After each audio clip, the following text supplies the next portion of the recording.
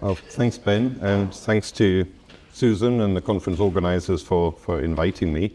It's an honor to be making this presentation. I've been really enjoying this conference. It's always exciting for someone like me who is a kind of backroom technical person to see people actually using longitudinal survey data to do really interesting, really important research. And very often, a lot of the exciting research that you do, it's high profile, it hits the headlines. The stuff that I do isn't, frankly. But very occasionally, that's not the case. And I don't know whether any of you remember this. About almost a year ago now, in this country, there was some discussion of survey methodology, and it came about because the Office for National Statistics published their regular labour market statistics, and suddenly people started questioning whether these were plausible. These were based on the labour force survey. They were regular statistics they publish every month and every quarter. And suddenly people like the Bank of England and the CBI were saying, this doesn't correspond with the reality that we're observing on the ground.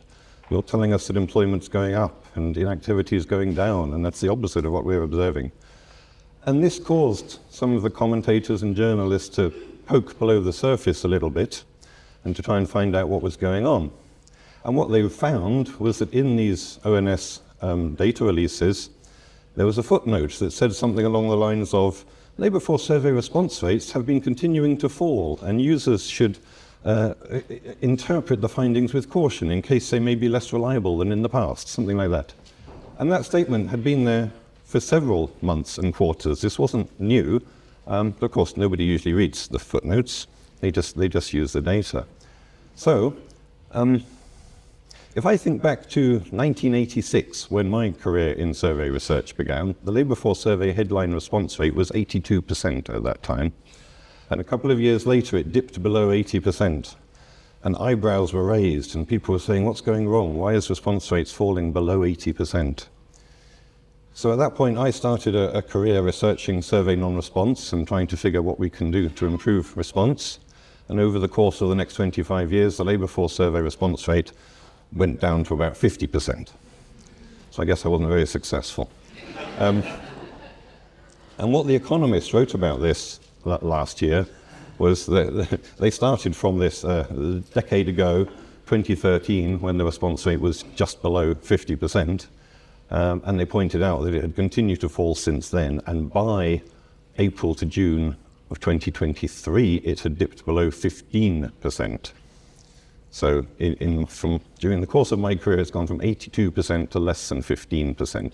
And people were thinking, well, this must be behind what's going wrong with these statistics. How can they be reliable if less than 15% of people are responding? Now, the ONS, to their credit, had never tried to hide this at all. It was all there in plain sight for everyone to see. Every quarter, the ONS published something called the Performance and Quality Report for the Labour Force Survey. And for a long time, it's been including a graph that looks something like that, which is response rates over the last 10 years. So this is the most recent one from the report published a month or so ago. It goes up to the April to June 2024 quarter.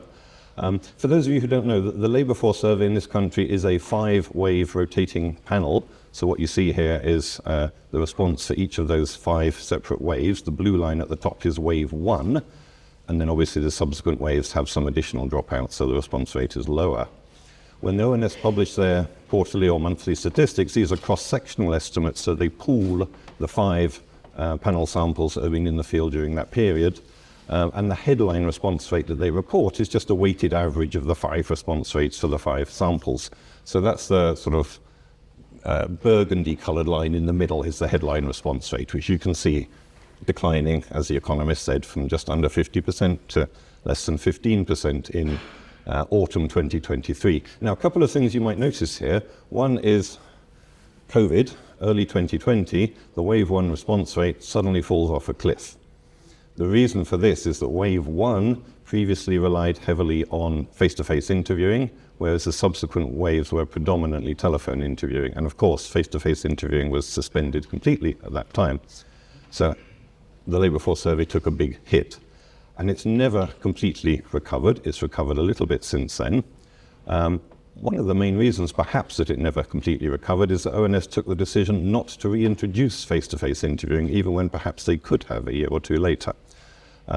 They only finally did that after this uproar in October of last year. And you begin to see a little bit of an upturn in the last couple of quarters on the graph, and that's partly a consequence of that and some other measures that they took to try to improve response. But it remains to be seen how that will play out and how much the response rates will recover. So, what happened was that last October, after all this discussion in the press, ONS were due to release their next statistics on the 17th of October. The day before that, they announced that this was going to be delayed by a week, and they were going to work out what to do. A week later, they hadn't really worked out what to do, so they didn't publish any labour force survey-based statistics. They published some headline statistics calculated on a new basis using other data sources, pay-as-you-earn data, claimant count data, and they labelled these as experimental statistics, not national statistics as the previous regular releases had been. And this was only the headline statistics, meaning national estimates. There was no regional breakdown, no breakdown by sector, anything like that. So this immediately came in for more criticism. And a few weeks later, the Office for Statistics Regulation published what I would interpret as a fairly damning report of all the things that ONS had not done very well in handling this.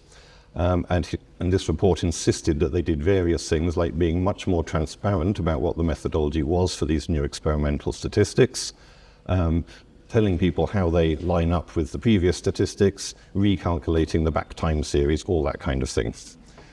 So this was November of last year, and it was actually 4 months later, it was not until February of this year that finally some labour force survey-based statistics were published again for the first time. So for 4 months, this country pretty much didn't have any very usable labour market statistics, which was not a good thing. And some fairly important players like the Bank of England and so on were grumbling about this. So a lot of egg on face for the Office for National Statistics, unfortunately.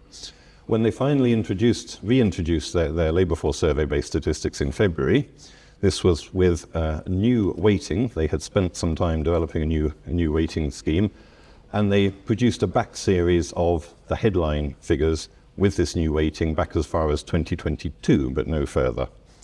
And users were then demanding that they also needed all of the breakdown reweighted and the headline figures reweighted rather further back so they could actually see what the trends were.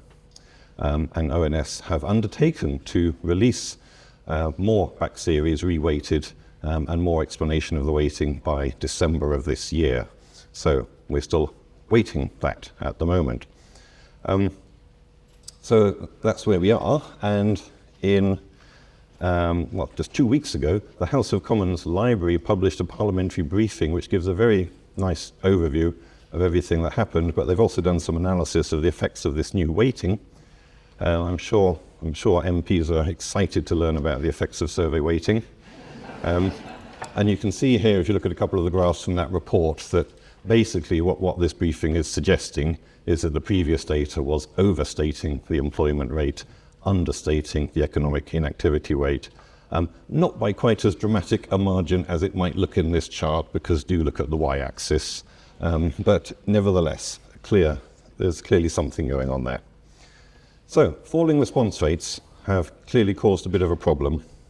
Falling response rates are not the only challenge facing surveys at the moment.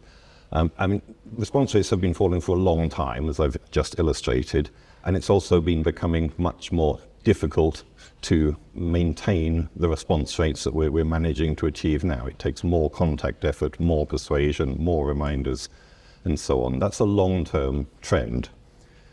At the same time, I think it's fair to say, certainly in this country, there has been a continuing increase of the demand for complex surveys.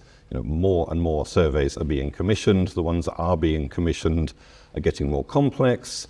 Different measurements are being added to them, different components, sample sizes are getting bigger. So there's just ever more demand for survey data collection and for more complex survey data collection.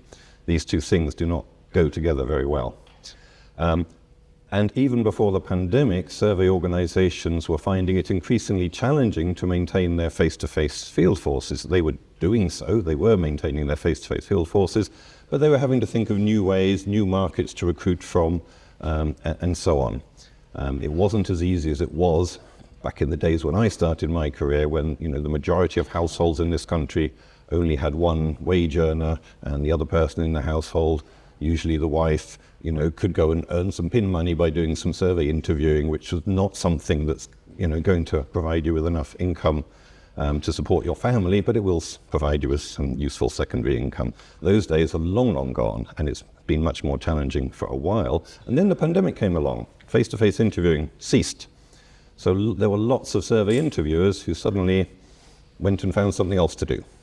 And they found other jobs, and when the pandemic was over and face-to-face interviewing was reintroduced, a lot of them didn't want to go back to it because they found that people were much happier when they went and knocked on their door with their grocery delivery or their Amazon delivery rather than as a survey interviewer.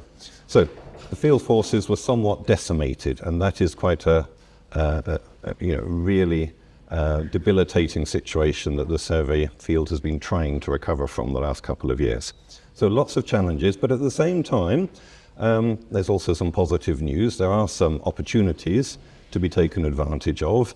A lot of research into web surveys and the role that they play in general population surveys is now a decade or more out of date. And in those days, we were very concerned about the sizable proportion of people who didn't have internet access, weren't comfortable using it, etc. And that has changed. It's now a much smaller proportion, and the pandemic has accelerated that when people were forced to do all kinds of interactions online, I think. And of course, there have been other technological advances, better, more powerful apps and so on that we can take advantage of. So, what is being done to face the challenges?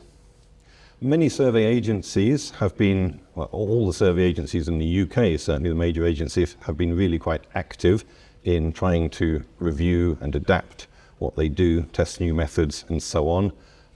Some examples of specific things up here: the ONS for some years have been trying to transform their surveys to modernize them. This program has had different names at different times. It's now the Census and Data Collection Transformation Program. The Scottish Government has also been working on their long-term survey strategy, and particularly currently carrying out a review of mixed mode strategies to inform that. NatSen has set up their own Centre for Social Survey Transformation, and the other agencies have done similar things too. At an international level, Eurostat commissioned a European Statistical System Network, an ESSnet, on implementing smart surveys. This followed up from an earlier initiative that was about researching the potential for smart surveys. This is about the practicalities of implementing them, and that's a cross-national collaboration. I'll mention a bit more about that in a minute. In Germany, the Research Foundation have set up a priority program infrastructure, which is much broader than survey data. It's called New Data Spaces, but it includes issues to do with collecting survey data. And in this country, the ESRC have set up Survey Futures, which, as Ben mentioned, is something which I'm directing, and I'll say a few more words about that and what it's doing. But I mean, first of all, just to say, Survey Futures has not just suddenly come along out of nowhere from a void. There has been a previous history of various survey data collection related initiatives. So Survey Futures is standing on the shoulders of all this earlier work. And in particular, the most recent one of these was the Survey Data Collection Network. It's at the bottom of the list there, which was a network that brought together survey data producers, survey data users, survey commissioners, and so on, to discuss the issues facing surveys and to identify possible ways forward. And one of the very useful things it did was to produce a set of research priority areas, which in some sense is the only kind of community-owned objectives that we have. It was, this was a consensus of the network. I'm not going to go through the list of these things, but you can see these are some of the things that people felt were important to try to address over the following years. And this set of objectives and the reasoning that went behind it was a large part of what informed the ESRC's call for what is now Survey Futures. And pretty much all of those areas are now featured in one way or another in work packages of the Survey Futures program.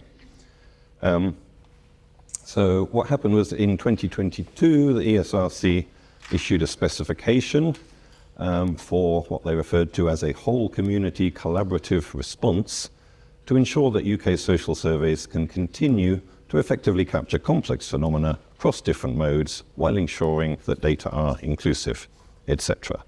So those are the objectives, and the idea was to include a major research program to fill some of the gaps in our knowledge of how best to collect data, and also work to address issues of training and capacity building. And this is partly about interviewer capacity building, but also about researcher capacity building. The community has long felt that the expertise in collecting survey data is not as widely spread as it should be. We need much more well-trained survey researchers. So, timeline went like this. Survey Futures was commissioned in spring of last year, and it's a 3-year program. So we're just over a year in to a 3-year program now. And there was a second phase of research projects that we were responsible for commissioning earlier this year to add to the ones that were specified up front in the initial tender.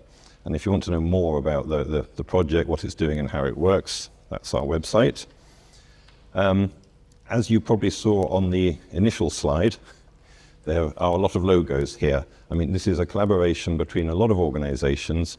The 4 main survey organizations in this country that are capable of doing large-scale, probability-based interviewer-administered surveys. So that's the Office for National Statistics, NatCen, Verian, and Ipsos, and several academic partners.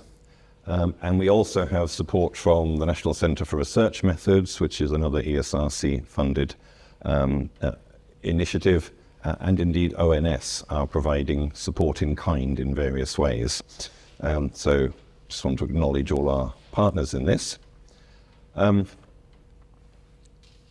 just want to spend a second reading out Survey Futures' overall aim, because I think this is really important. It underpins everything that we're going to do, and it shapes what I'm talking about today. Our aim is to deliver a step change in survey research, as it said in the specification, to ensure that it will remain possible in the UK to carry out high-quality social surveys of the kinds required by the public and academic sectors. Right? And then it goes on to say why those surveys are important.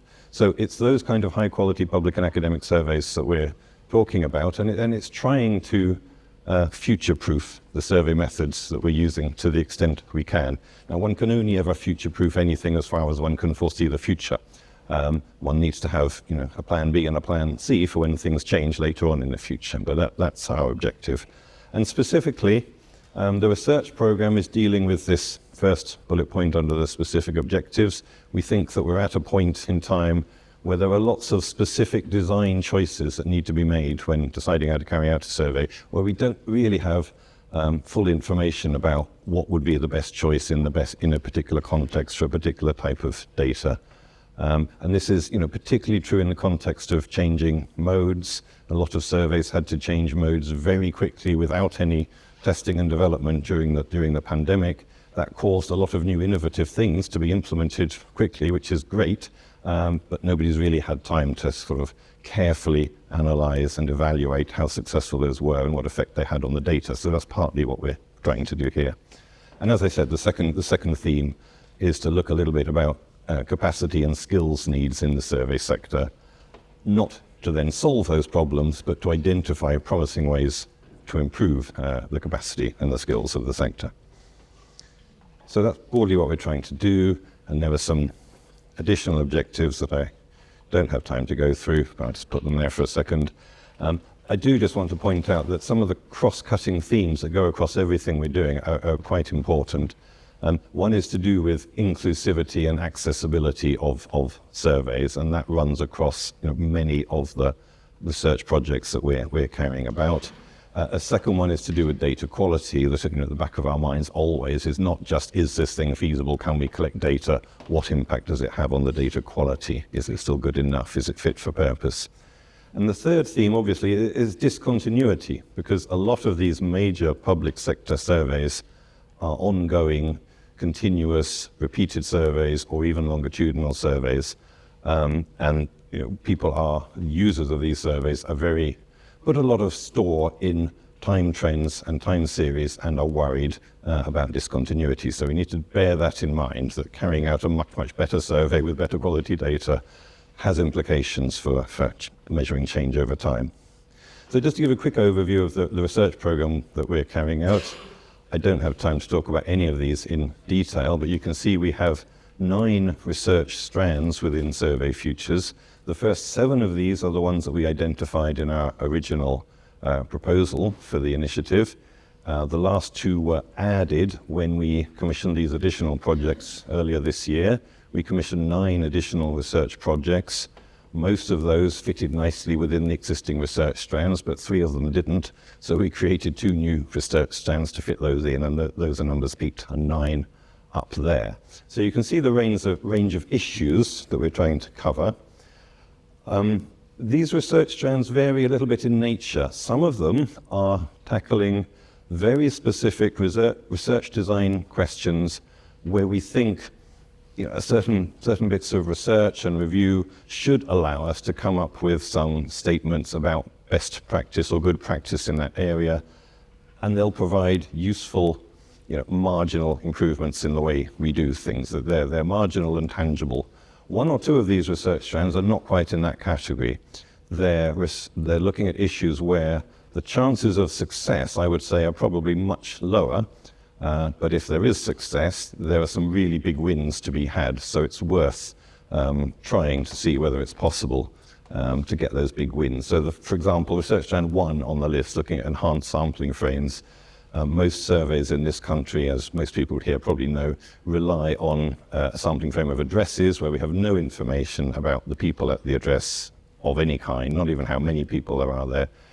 If we were able to set up a system of sampling frames where we have access to personal data, names, basic demographics, that would be a real game changer for a lot of surveys. It would avoid the need for surveys to do large-scale population screening to identify subgroups that they might be interested in.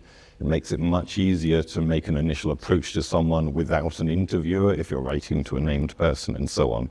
So that's one of the kind of big wins, but maybe not so likely to come off projects that we think is worth investing in. And the same is true to some extent of number 7, the data integration one. There's so many things one can do with data integration. The ones that bring really big wins are the ones that are most challenging, obviously.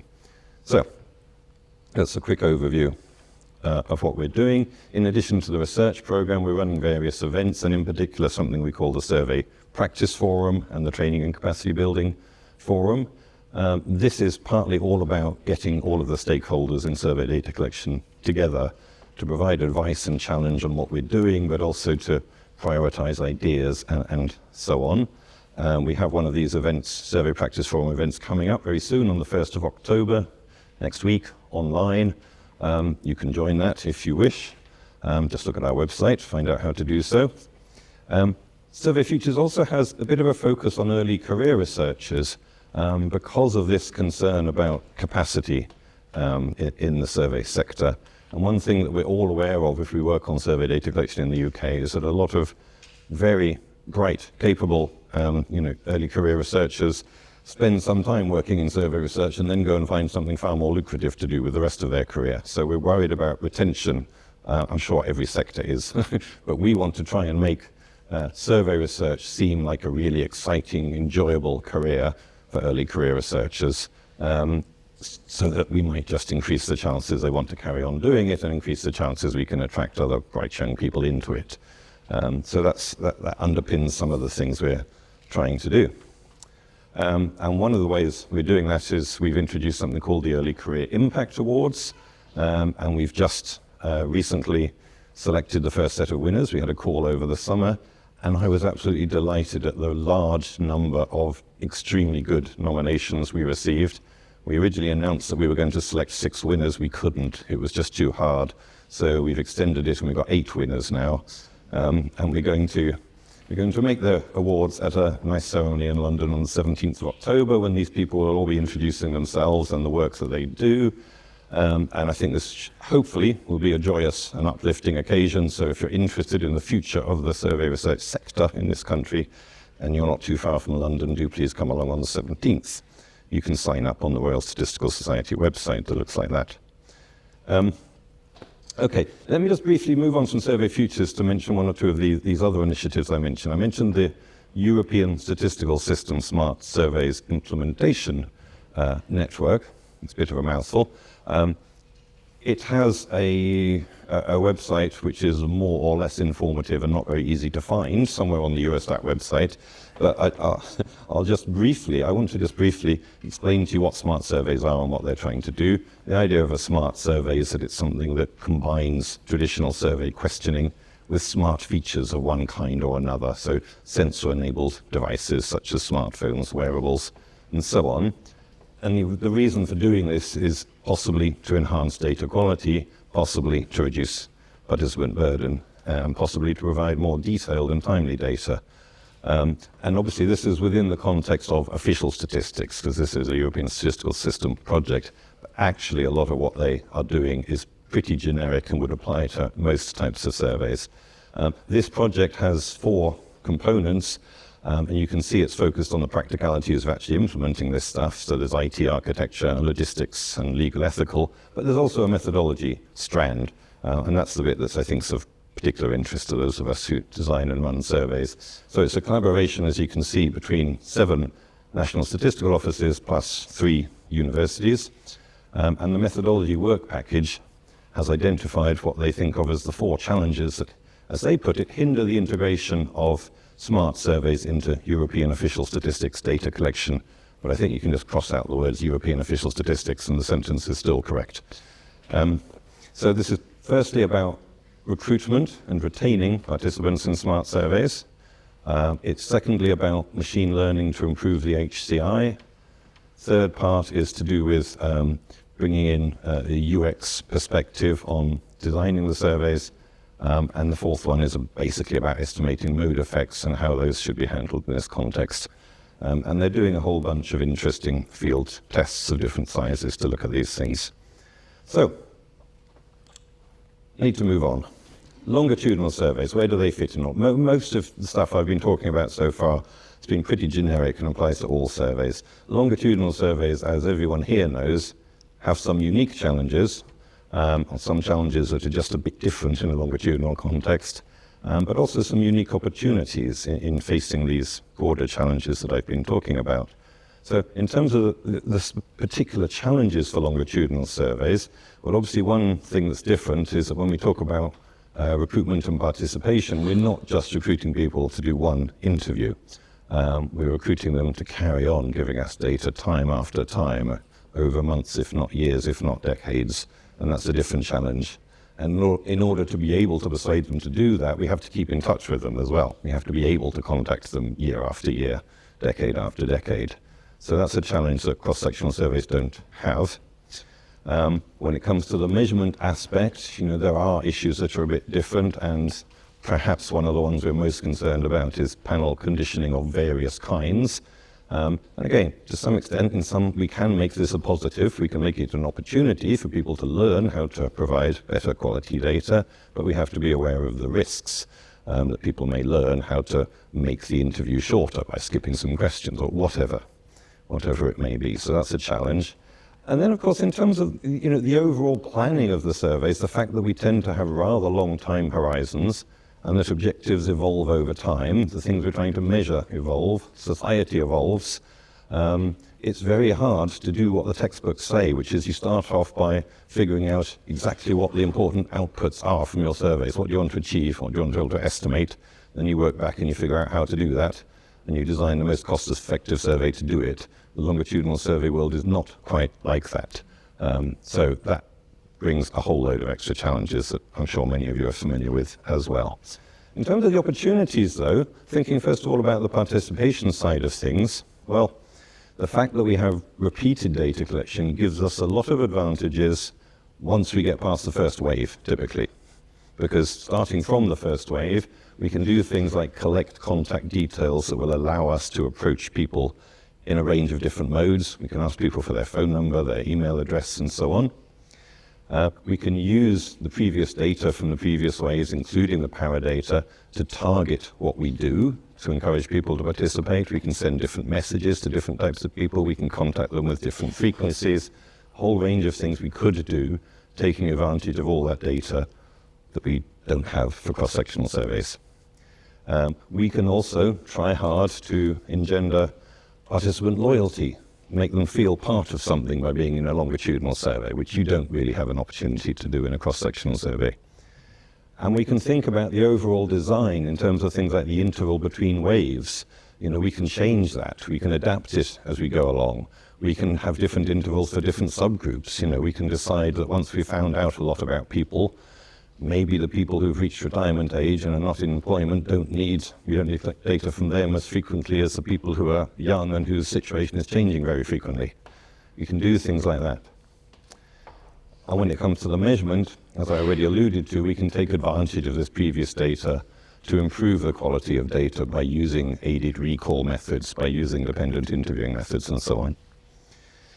And at the end of the day, after we've collected all the data, we can use all this prior data as powerful covariates for various purposes, including adjustment of our estimates for non-response and attrition, whether that's via weighting or modeling or whatever. So we have a lot of tools in our armory that cross-sectional surveys don't have, and that's primarily because we have all this history of data and power data. I should say, once we get past wave one. Wave one is typically much more like a cross-sectional survey, except that it has these extra challenges that I've already mentioned. So, time is pushing on, so what about the future? Well, I'm going to say a few speculative things about what I think the future might be for longitudinal surveys, but before I do that, I want to preface this with a bit of optimism. At least a couple of things have happened. Not that those comments are not going to be optimistic as well, but a couple of things have happened recently that I think do give us some grounds to be positive about the use of survey data in the future. The first is this.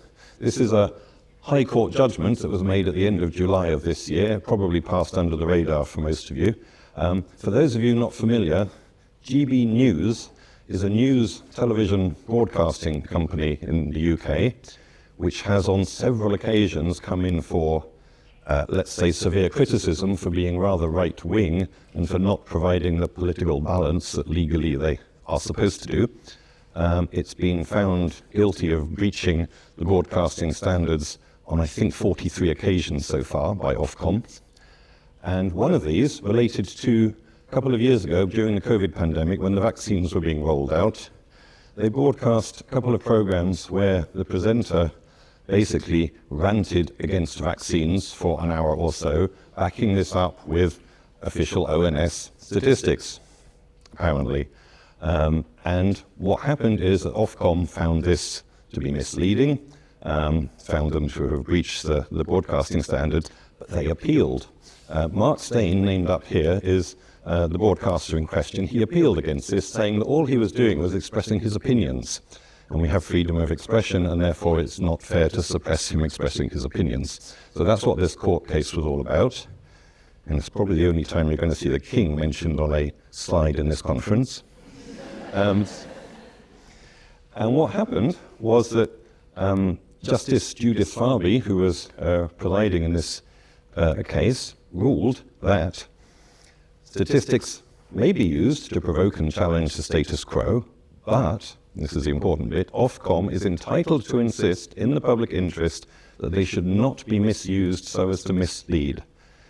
Now, that sounds fairly obvious, but this is the first time ever that this country has case law saying that statistics should not be misused to mislead, and that official regulators have the power to insist on that.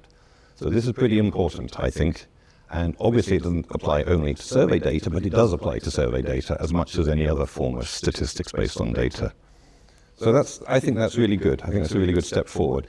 Lots of people are kind of suggesting that we're dumbing down our use of evidence and statistics in society these days, and the standards are getting lower. But this is one example of things going in the other direction, hopefully. Second example, just last Monday, this report was published. those of you who pay any attention to British news will know that over the last year or so there have been quite a few high-profile public inquiries of different kinds. We've had Grenfell, Thirlwell, Post Office Horizon scandal, and so on. These public inquiries, on average, take 2.5 years to conclude, and on average cost £20 million. This has caused some discussion of whether this is really an efficient process. So, the House of Lords instructed their Statutory Inquiries Committee to set up an inquiry into public inquiries. This became known as the Inquiries Inquiry. And if this sounds like something from Yes Minister, it isn't. This was real. So this is a report of the Inquiries Inquiry. And it's all about, can we make public inquiries more efficient, more efficacious? And one of the themes that was discussed in this report is the use of evidence. A lot of these public inquiries go to great lengths and great expense to collect a lot of witness statements. The main form of evidence is interviewing dozens, if not hundreds of people, and then spending weeks, if not months, poring over these transcripts, trying to conclude what they can learn from it. So if they want to conclude, whether or not A caused B, they look through all these transcripts and they think, well, do the majority of witnesses think that A caused B? And do the expert witnesses, are they more likely to think that than the less expert witnesses? Some of us might think that's not the best method to prove whether A causes B, and that maybe some more robust quantitative methods could be used. And that's partly what parts of this report discuss. And it very helpfully concludes that inquiries should make use of statistical expertise. I'm not going to argue with that. An inquiry's terms of reference should include information about how statistical evidence will be investigated and handled. And then they mention that the recent infected blood inquiry was a good example of this, where the statistical evidence was used well, in contrast to some other public inquiries.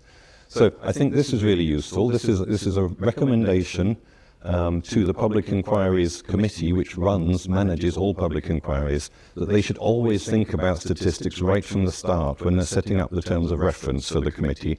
Think about how statistics might be a useful part of the evidence, and to have statistical expertise on board to advise on that. So I think that's another really useful step forward in terms of the use of quantitative evidence. So just wanted to preface my comments on surveys with those rays of hope. Now let's get to the question, how may longitudinal survey design and data collection change? Well, this is the point in the presentation where I'm wandering into the realm of speculation and personal opinion. So I just want to put that caveat out there. You're very welcome to disagree and discuss these suggestions. That's why they're here, is to kick off some discussion. The first thing that I feel, and I hope this isn't too controversial, is that the demand for longitudinal survey data I don't think is going to go down. I don't think it's going to go away. It's probably going to increase.